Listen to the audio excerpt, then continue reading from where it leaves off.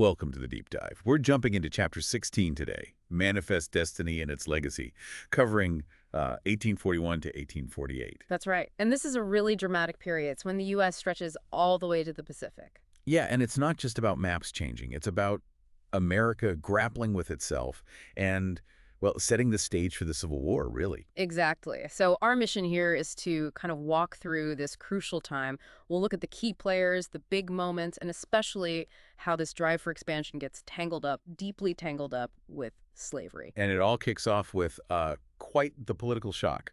A president dying. Yeah, William Henry Harrison. Elected in 1840, the big Whig victory, Tippecanoe and Tyler, too. Gives this incredibly long inaugural speech, catches pneumonia. And dies just 4 weeks later, April 1841. Shortest presidency in history, boom. Which leads Tyler to John Tyler suddenly in the Oval Office. And nobody in the Whig Party really planned for that. Tyler was, well, he was a states' rights guy, technically a Whig, but really more of an anti-Jackson Democrat at heart. Put on the ticket to appeal to the South. Exactly. The real Whig leaders, people like Henry Clay and Daniel Webster, they saw Harrison as, someone they could manage, a figurehead.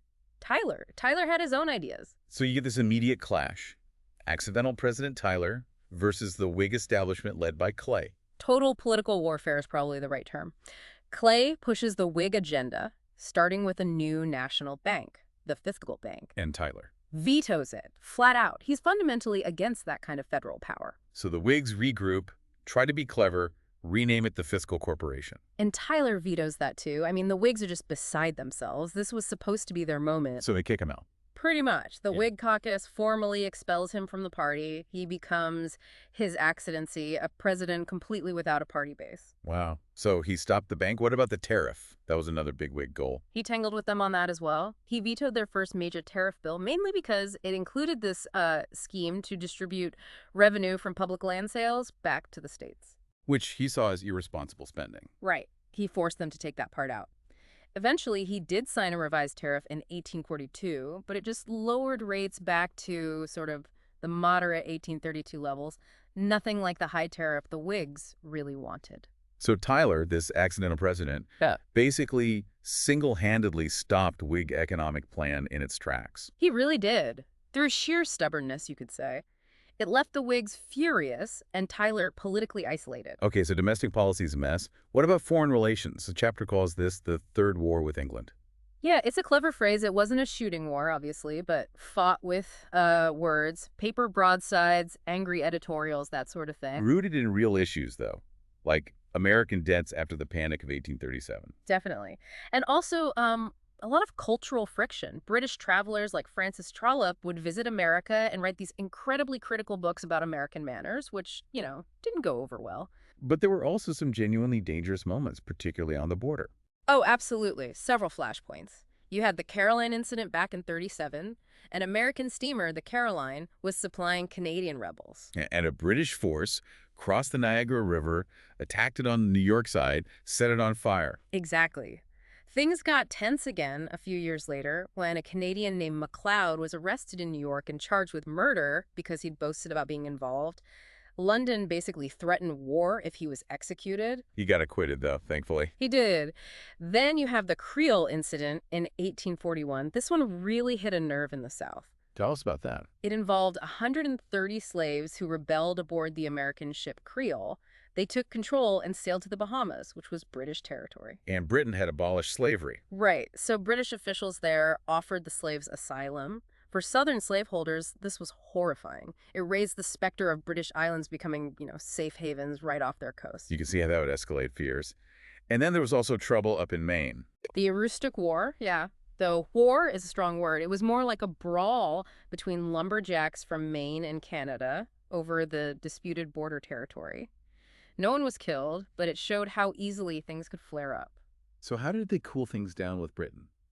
Diplomacy, thankfully. The Webster-Ashburton Treaty of 1842.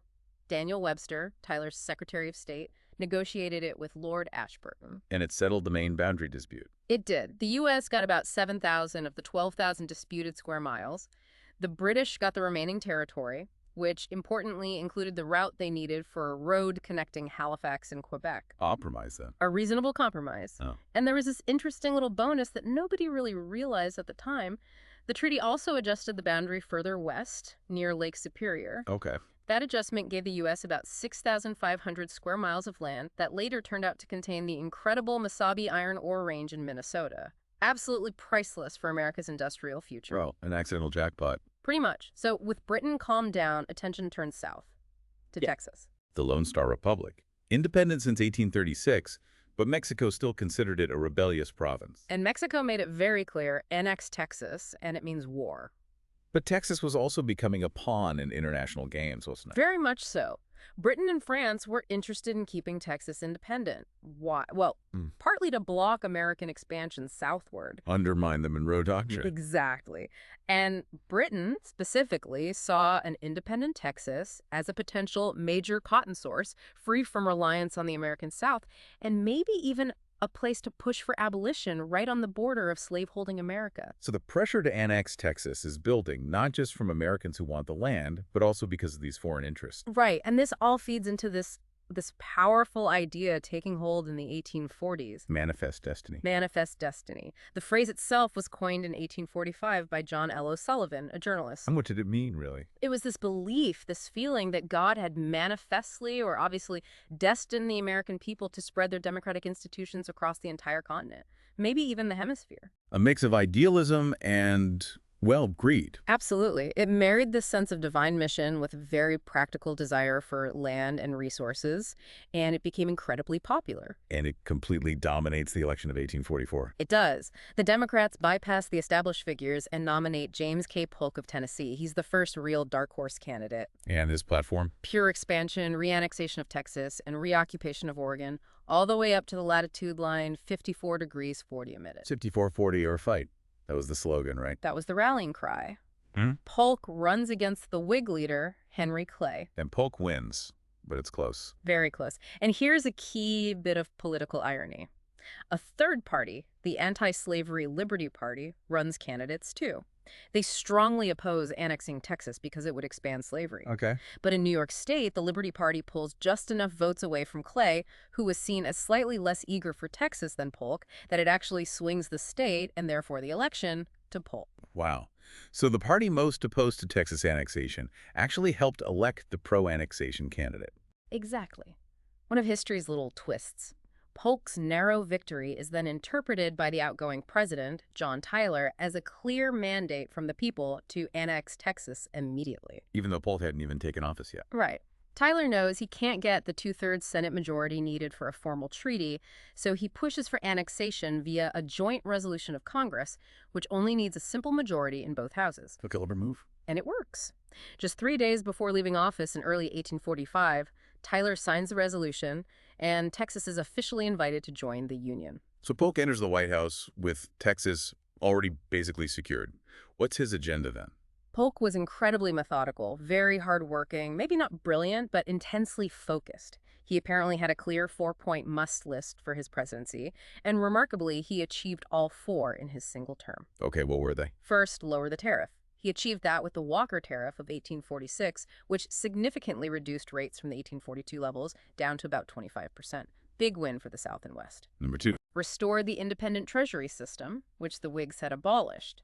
He did that in 1846, putting government funds back into vaults instead of private banks. Jacksonian principles, basically. Very much so. And points 3 and 4 were pure expansion. Settle the Oregon dispute with Britain, and acquire California from Mexico. Let's take Oregon first. The Democrats campaigned on 54-40 or fight. Did Polk stick to that? Well, the situation on the ground was changing. By 1846, thousands of American settlers, maybe 5,000 or so, had poured into the Oregon country via the Oregon Trail. They vastly outnumbered the British subjects there, maybe only 700, mostly fur traders. So American presence was much stronger. Much stronger. And frankly, once Texas was annexed, some of the urgency, especially from Southern Democrats, to fight for all of Oregon cooled off. They didn't necessarily want that many potential free states. And so Polk compromises. He does. He backs away from 54 degrees 40 minutes. The British, seeing the writing on the wall with the influx of American settlers, actually come forward and propose extending the existing boundary line along the 49th parallel all the way to the Pacific. And Polk accepts. He puts it to the Senate, and they approve the treaty in 1846. It helped, of course, that by the time the Senate voted, the U.S. was already about a month into a war with Mexico. One war at a time seemed prudent. Right. So that brings us to California, Polk's other big goal. Yes, California, especially the magnificent natural harbor of San Francisco Bay, was seen as the great prize, America's gateway to the Pacific. Polk was determined to get it. But Mexico wasn't exactly eager to sell, especially after the Texas annexation. Not at all. Relations were terrible. There were long-standing issues, like Mexico owing about $3 million in damages to U.S. citizens. And then there was the huge dispute over the Texas boundary itself. Texas claimed the Rio Grande River as its southern border. Right, but Mexico insisted the boundary had always been the Nueces River, further north. That left a vast strip of land in dispute. So Polk tries to buy California first. He sends an envoy, John Slidell, to Mexico City in late 1845. Slidell is authorized to offer up to $25 million for California and the territory to its east. And Mexico's response? The Mexican government, already feeling insulted and pushed around over Texas, refuses to even receive Slidell officially. They won't even discuss the offer. So Polk feels snubbed, diplomatic options exhausted. What next? He decides to force the issue. In January 1846, he orders General Zachary Taylor to march his army of about 4,000 troops from the Nueces River southward, deep into that disputed territory between the Nueces and the Rio Grande. Right up to Rio Grande, across from Mexican forces. That sounds like a provocation. It absolutely was. Taylor's troops camped there for months, basically daring the Mexicans to respond. Polk, meanwhile, was getting impatient. He was apparently ready to ask Congress for a declaration of war based just on the unpaid claims and the Slidell rejection. But then something happens. Yes. On the evening, Polk was supposedly finalizing his war message. News arrives. On April 25, 1846, Mexican troops had crossed the Rio Grande and attacked an American patrol. 16 Americans were killed or wounded. That was the spark Polk needed. Precisely. He quickly redrafted his message to Congress, declaring dramatically that Mexico had, quote, invaded our territory and shed American blood upon the American soil. And Congress bought it. Overwhelmingly. Fueled by manifest destiny excitement and patriotic outrage, Congress voted readily for war. But not everyone was convinced it was American soil, right? There was opposition. Oh, yes. Significant opposition, especially from Whigs in Congress. A relatively unknown first-term congressman from Illinois, Abraham Lincoln, famously introduced his spot resolutions. Demanding to know the exact spot where American blood was shed. Exactly. Questioning Polk's claim that it was undeniably American soil. It earned Lincoln the nickname Spotty Lincoln from his critics, but it highlighted the unease many felt about the war's justification. Anti-slavery groups were also fiercely opposed, calling it Mr. Polk's War, a conflict designed to grab more land for slavery. Despite the controversy, how did the war itself go for the U.S. military? Remarkably well from a military standpoint. American forces won essentially every major engagement. General Stephen Kearny marched west and easily captured Santa Fe in 1846. And California. Captain John C. Fremont was already out there and played a role in the Bear Flag Revolt, where American settlers declared California independent, though that was short-lived as U.S. forces soon took over. The main fighting was deeper in Mexico, though. Yes. General Zachary Taylor, old rough and ready, won several victories in northern Mexico, culminating in the Battle of Buena Vista, where his outnumbered forces repelled a large Mexican army led by Santa Anna. Taylor became a huge national hero. But he didn't take Mexico City. No, that was General Winfield Scott, old fuss and feathers. He led a daring amphibious landing at Veracruz on the coast and then conducted a brilliant, hard-fought campaign inland, finally capturing the Mexican capital, Mexico City, in September 1847. Which effectively ended the fighting. It did. Now came the challenge of securing the peace treaty. Polk had sent a State Department clerk, Nicholas Trist, along with Scott's army to negotiate. But Polk grew impatient with the negotiations and actually recalled Trist. Trist, however, disobeyed the recall order. He saw a window of opportunity to make a deal with the shaky Mexican government and went ahead anyway. Bold move. Did it work? It did. On February 6, 1848, Trist signed the Treaty of Guadalupe Hidalgo. And the terms? What did the U.S. get? The U.S. got confirmation of the Rio Grande boundary for Texas, and Mexico ceded the enormous territory known as the Mexican Cession. This included present-day California, Nevada, Utah, most of Arizona and New Mexico, and parts of Colorado and Wyoming. Roughly half of Mexico's territory. An immense land grab. And what did the U.S. give in return? The U.S. agreed to pay Mexico $15 million and assumed the $3.25 million in claims owed by Mexico to American citizens. So the war achieved Polk's expansionist goals, but it fundamentally changed the map and the power dynamics. What about the people living in those ceded territories, like the Californios? Their world was completely upended. The Californios, the descendants of the original Spanish and Mexican settlers in California, had already seen their influence decline after Mexico secularized the Franciscan missions in the 1830s. But the American takeover, followed almost immediately by the gold rush, just overwhelmed them. Their land, their culture, their political power, it was all largely swept away by the flood of Anglo newcomers. A tragic consequence often overlooked. What were the broader legacies of this war, according to the chapter? Well, several major ones. Militarily, it was like a training ground, a blood-spattered schoolroom for the generation of officers who would lead both sides in the Civil War. Think Lee, Grant, Sherman, Jackson. They all got critical experience in Mexico. And internationally. It soured relations with Latin America significantly. Yeah. The U.S. started being seen much more warily, feared as the Colossus of the North. It created a legacy of mistrust that lasted a long time. But the most significant consequence, the one that ties back to the beginning, Slavery. The expansion itself carried this terrible moral burden. Ralph Waldo Emerson warned prophetically, Mexico will poison us. and the poison was the question of whether slavery would expand into these newly acquired territories. Precisely. The issue exploded almost immediately. Even before the war ended, in 1846, a Pennsylvania congressman named David Wilmot introduced an amendment to a funding bill. The Wilmot Proviso. Yes. It stipulated that slavery should never exist in any territory acquired from Mexico. Did it pass? It passed the House, where the North had more population and thus more votes, twice. But it failed in the Senate, where the South had equal representation, so it never became law. But its impact was huge anyway. Immense. The Wilmot Proviso became the symbol of the intense, unavoidable conflict over slavery's expansion. It ripped open the sectional divide wider than ever before. It showed that the North was increasingly determined to halt slavery's spread, and the South was equally determined to defend its right to expand. So looking back at this whole period, 1841 to 1848, we go from Tyler's unexpected presidency and squabbles with Britain. Through this fever pitch of manifest destiny under Polk, the Oregon settlement, the war with Mexico. Ending with this vast new territory, but also this deadly argument about what to do with it regarding slavery. Exactly. The chapter really drives home that connection. John C. Calhoun, the fierce defender of Southern rights, saw it coming.